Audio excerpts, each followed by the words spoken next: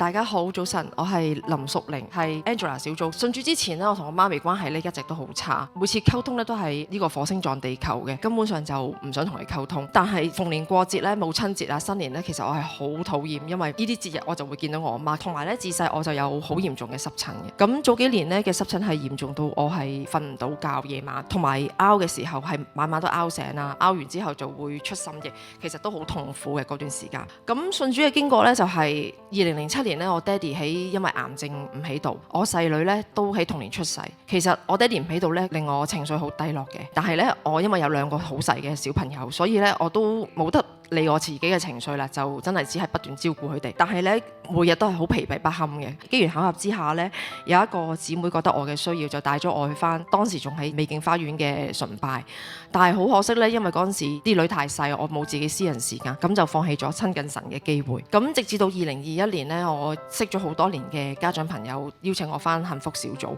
咁我又順理成章咧返咗幸福小組之後就入咗小組，咁亦都喺當中決志咗。信主之後咧，我最大嘅改變就係我願意同我媽去溝通啦。依家嘅關係都唔會係好好嘅，但係我去咗見輔導員啦，試下用唔同嘅方法同佢溝通啦，希望關係緩和啦。另外就係每一次濕疹好痕好唔舒服，或者有啲咩病痛嘅時候，我都學識咗去禱告交託俾主。禱告完畢之後咧，真係會令我覺得心裏邊係有平安有喜樂嘅。依家都不斷去學習等候神嘅禱告啦，即係都知道自己嘅能力係好薄弱，知道任何事都唔會靠自己啦，都係等候神幫我哋自己嘅解決。多謝各位，